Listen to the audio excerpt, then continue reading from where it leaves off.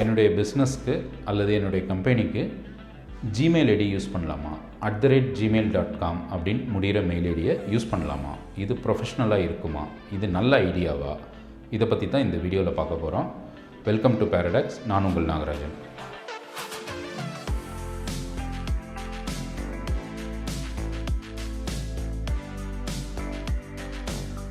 என்னுடைய பிஸ்னஸ்க்கு என்னுடைய கம்பெனிக்கு நாங்கள் கம்யூனிகேஷன் பண்ணுறதுக்கு இப்போ @gmail.com தான் நாங்கள் யூஸ் பண்ணுறோம்.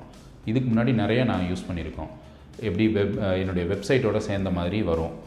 பட் அதிலலாம் பார்த்தீங்கன்னா எனக்கு ஸ்பேம் வரும், இஷ்யூஸ் வரும், ஏதாவது பிரச்சனை வரும், சில நாள் ஒர்க் ஆகாது. இந்த மாதிரிலாம் நாங்கள் நிறையா ஃபேஸ் பண்ணியிருக்கோம். அதனால் எல்லாத்தையும் இப்போ விட்டுட்டோம் சார், வெறும் @gmail.com போட்டு யூஸ் பண்ணிகிட்டு இருக்கோம் அப்படின்னு நிறைய பேர் சொல்கிறாங்க. அதே மாதிரி சிலர் பார்த்தீங்கன்னா ஆரம்பத்துலேருந்தே எனக்கு அதை பற்றிலாம் தெரியாது, வெப்சைட்டில் எல்லாம் மெயில் ஐடி க்ரியேட் பண்ண முடியுமான்னு எனக்கு தெரியாது, என்னுடைய டொமைன் நேமை பேஸ் பண்ணி மெயில் ஐடி வருமானதே எங்களுக்கு தெரியாது சார், நாங்கள் ஆரம்ப காலத்துலேருந்து @gmail.com யூஸ் பண்ணுறோம், இல்லை @yahoo.co.in அல்லது yahoo.com யூஸ் பண்ணுறோம், இப்படி நிறைய பேர் சொல்லுவாங்க. இது சரியான ஐடியாவா, இது உங்களுக்கு உபயோகமாக வருமா அப்படின்றத தான் நம்ம பார்க்க போகிறோம். இப்போ நீங்கள் @gmail.com @gmail.com அப்படின்ற மாதிரி மெயில் ஐடி யார் வேணால் க்ரியேட் பண்ணலாங்க. ஒரு காலேஜ் ஸ்டூடெண்ட் ஆரம்பித்து ஸ்கூல் ஸ்டூடெண்ட்லேருந்து யார் வேணாலும் யார் வேணாலும் அதை க்ரியேட் பண்ணலாம். ஸோ அதில் எந்த ப்ரொஃபஷனலிசமும் கிடையாது. அது ஒரு பர்சனல் ஐடி. நீங்கள் பர்சனல் ஐடியை பிஸ்னஸ்க்கு எப்படி யூஸ் பண்ணுவீங்க? அது கார்ப்பரேட்டாக உங்களுக்கு தெரியாது, உங்களை ப்ரொஃபஷ்னலாக அவங்களுக்கு எடுத்து காமிக்காது, உங்கள் பிஸ்னஸ் நீங்கள் சீரியஸாக பண்ணுறீங்கன்றதே அவங்களுக்கு எடுத்து காமிக்காது. இப்போ எங்களுக்கு ஒரு என்கொயரி வருது, ஒரு கொட்டேஷன் நான் அனுப்பணும், நான் @paradox.co.in அனுப்பும்போது தான் அது ஆத்தென்டிக்காக அவங்களுக்கு ஒரு சீரியஸாக தெரியும். நான் @gmail.com ஒரு கோட் அனுப்பிச்சேன்னா எல்லோரும் தான் அனுப்புவாங்க அப்படின்ற ஒரு ஆட்டிடியூடுக்கு வந்துடும். ஸோ அதனால் நீங்கள் இது ப்ரொஃபஷ்னல் கிடையாதுன்றத முதல்ல புரிஞ்சுக்கங்க. ஆனால் சார் எனக்கு புரியுது சார், பட் எங்களுக்கு ஜிமெயிலில் எங்களுக்கு ஈஸியாக இருக்குது, அதனால் நாங்கள் யூஸ் பண்ணுறோம்.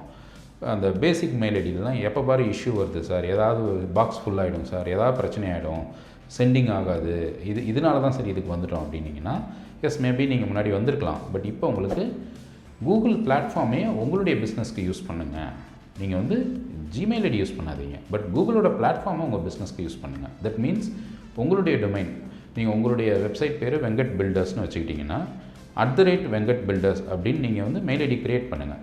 admin@vengatbuilders.com இல்லை info@vengatbuilders.comனு மெயில் ஐடி க்ரியேட் பண்ணி அந்த மெயில் ஐடி எங்கே க்ரியேட் பண்ணுவீங்கன்னா கூகுளில் க்ரியேட் பண்ணுங்கள். கூகுளில் பேக் எண்டாக யூஸ் பண்ணுங்கள், அவங்க பிளாட்ஃபார்மை யூஸ் பண்ணுங்கள். பட் நீங்கள் @gmail.com போனீங்கன்னா அது ப்ரொஃபஷ்னலாக இருக்காது.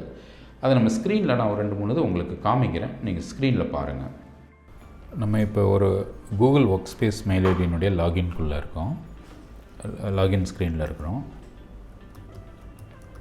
நான் லாகின் பண்ணுறேன்.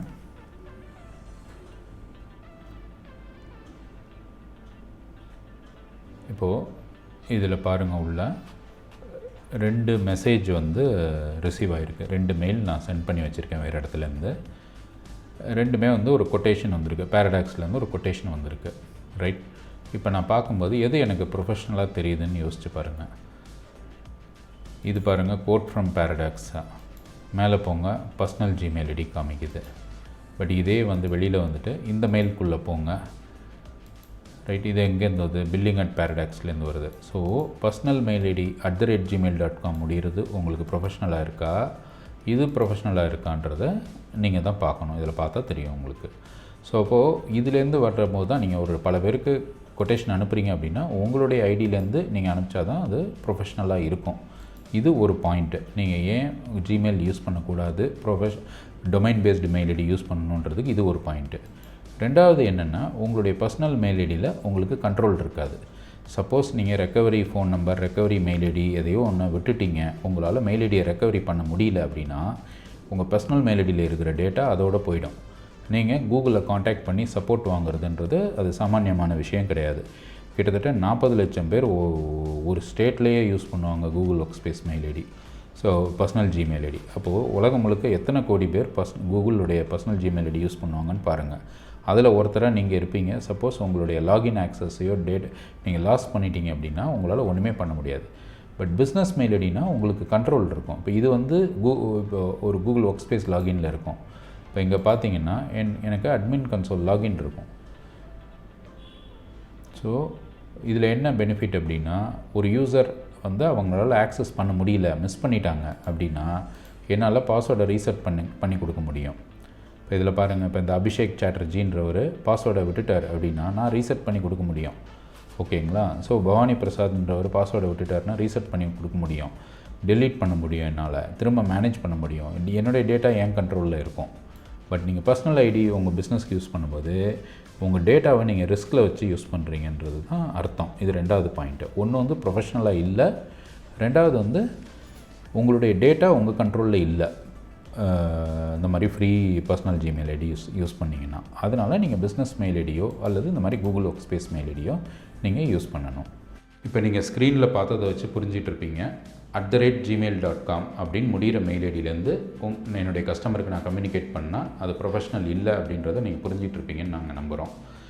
இப்போ நாங்களே இதை பண்ணணும் அப்படின்னா உங்களுக்கு ஒரு கேள்வி வரும், நம்ம டொமைன் புக் பண்ணணும், ஹோஸ்டிங் பண்ணணும், வெப் டிசைன் பண்ணணும், மெயில் ஐடி பண்ணணும், எல்லாம் பண்ணால் தான் பண்ண முடியுமா அப்படின்னு நீங்கள் கேள்வி கேட்டிங்க அப்படின்னா அதுக்கு வந்து நீங்கள் அவ்வளோ விஷயங்கள் பண்ண வேண்டியதில்லை. உங்கள் டொமைன் மட்டும் நீங்கள் புக் பண்ணால் போதும்.